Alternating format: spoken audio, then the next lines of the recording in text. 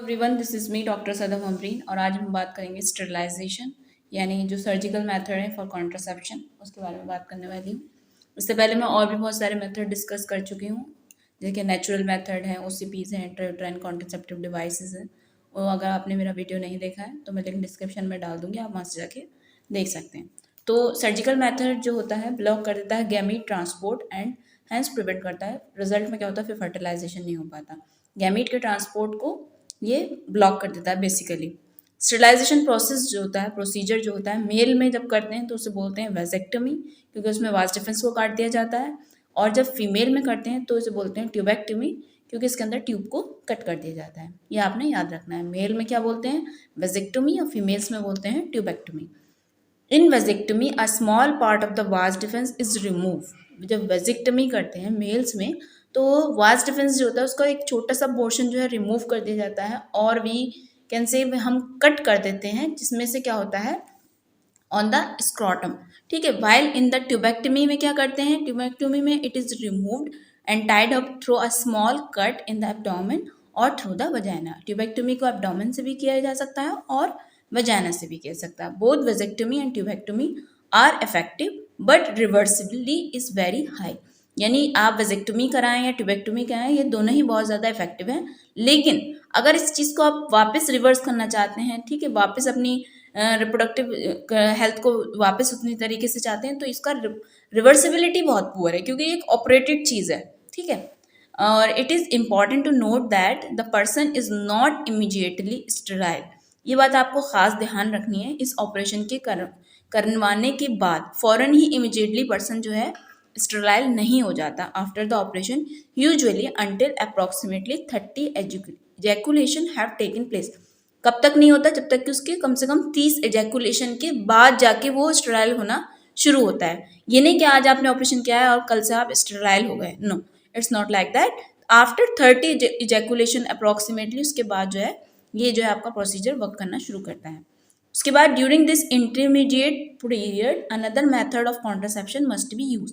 अब आपने आज ऑपरेट कराया है, अब जब तक ये पूरा आपका प्रोसीजर प्रॉपरली वर्क करेगा एज अ कॉन्ट्रासेप्शन के तौर पे, उस दौरान आपको कुछ और मेथड जो है कॉन्ट्रासेप्शन का इस्तेमाल करना चाहिए। Following vasectomy sperm production hormone output not affected, the sperm produced are destroyed by the phagocytosis. If properly performed vasectomy are almost effective. उसके बाद देखते हैं हम स्पर्मिसाइड्स हैं और वेजाइनल केमिकल कॉन्ट्रासेप्टिव्स होते हैं। Spermicide are used in the form of, किस फॉर्म में इस्तेमाल किए जाते हैं, फॉर्म्स में, क्रीम, जेलीज और पेस्ट के फॉर्म में आते हैं। They must be used almost immediately before the sexual intercourse. ठीक है, स्पर्मिसाइड में क्या क्या होता है, इसके अंदर लैक्टिक एसिड होता है, सिट्रिक एसिड होता है, बोरिक एसिड होता है, जिंक सल्फेट, पोटेशियम परमैंगनेट। ये आपने याद रखना है कि स्पर्मिसाइड जो होता है उसके अंदर क्या होता है। No spermicide which is safe to use has yet been found to be rarely effective in preventing pregnancy. Therefore, they are used in combination with barrier method. कोई भी सिंगल ऐसा स्पर्मिसाइड ऐसा नहीं है जो बहुत ज़्यादा सेफ हो हमारे लिए, इसलिए इसे हमेशा बैरियर मेथड के साथ इस्तेमाल करना चाहिए। अब कुछ और आते हैं, हार्मोन्स इंजेक्शन आते हैं और इंजेक्टेबल कॉन्ट्रासेप्टिव्स आती हैं। ये भी दो तरीके के आते हैं इंजेक्टेबल कॉन्ट्रासेप्टिव्स। कैसे कैसे, एक कंबाइंड इंजेक्टेबल कॉन्ट्रासेप्टिव होते हैं, एक खाली प्रोजेस्टेरॉन इंजेक्टेबल कॉन्ट्रासेप्टिव होते हैं। कंबाइंड इंजेक्टेबल कॉन्ट्रासेप्टिव जो होते हैं उसके अंदर क्या होता है, बहुत, जब कंबाइंड बोले तो दोनों चीज़ होंगी, progesterone and estrogen. Injectable contraceptives act करते हैं mainly by the suppression of ovulation. ये इंजेक्टेबल जो कॉन्ट्रासेप्टिव होते हैं किस तरीके से काम करते हैं, सप्रेस करते हैं ओवुलेशन को। इसके अलावा कुछ आते हैं इम्प्लांट्स जो कॉन्ट्रासेप्टिव के तौर पे इस्तेमाल की जाते हैं, सबक्यूटेनियस इम्प्लांट बोला जाता है उन्हें, और subdermal implant. In population council of New York has develop, जो पॉपुलेशन ऑफ काउंसिल है ये न्यूयॉर्क की, इन्होंने डेवलप किया था एक सबडर्मल इम्प्लांट जिसे बोलते हैं nor plant for long term contraception के लिए। अगर सिंपली सवाल इस तरीके से भी आता है नॉर प्लांट क्या है, तो आपको पता होना चाहिए ये एक कॉन्ट्रासेप्टिव डिवाइस है या कॉन्ट्रासेप्शन मेथड है जो कि इस्तेमाल किया जाता है। ठीक है, ये क्या होता है, ये कहाँ पे डेवलप हुआ था, काउंसिल ऑफ न्यूयॉर्क में डेवलप हुआ था। किस लिए, फॉर लॉन्ग टर्म कॉन्ट्रासेप्शन के लिए।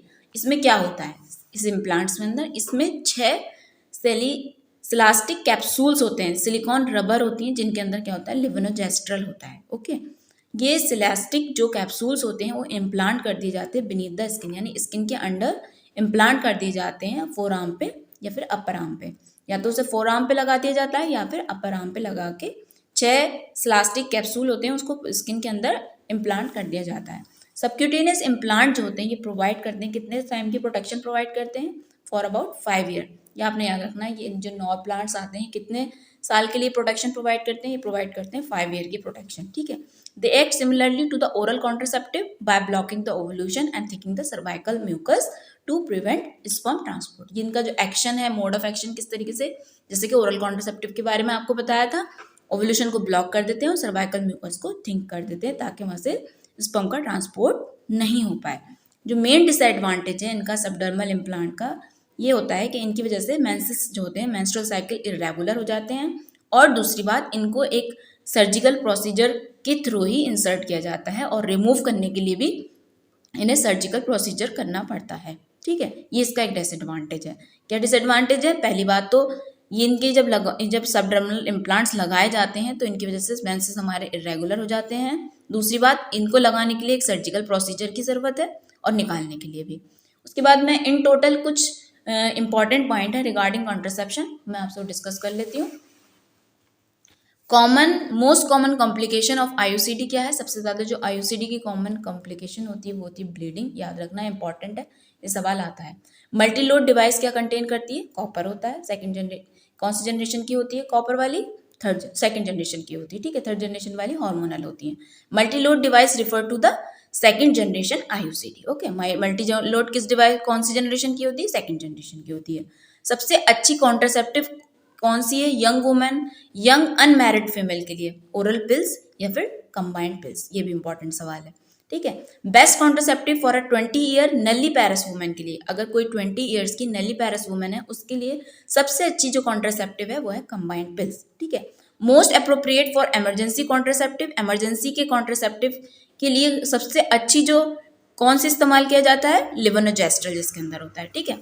Contraceptive method of choice for a new married couple, अगर कोई न्यूली मैरिड कपल है उसके लिए कॉन्ट्रासेप्टिव मेथड फॉर चॉइस जो होता है कौन सा होता है, कंबाइंड ओरल पिल्स होती हैं।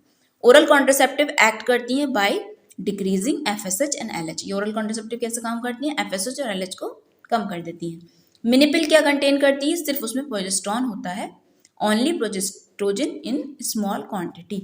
यूनिवर्सल प्रिकॉशन किसके लिए अप्लाई किया जाता है, सीमेन के लिए गया। तो आज मैंने आपके साथ ये सारे पॉइंट्स डिस्कस किया। आई होप आपको पसंद आए होंगे, आपको यूजफुल लगे होंगे। अगर मेरी वीडियोस आपको अच्छी लगती हैं, कहीं ना कहीं आपके काम में आती हैं, तो आप इसे लाइक करें, मुझे थोड़ा मोटिवेशन मिलेगा इससे। और फिर मिलते हैं आपसे नेक्स्ट वीडियो के अंदर। जब तक के लिए thank you so much for watching my video. Thank you so much.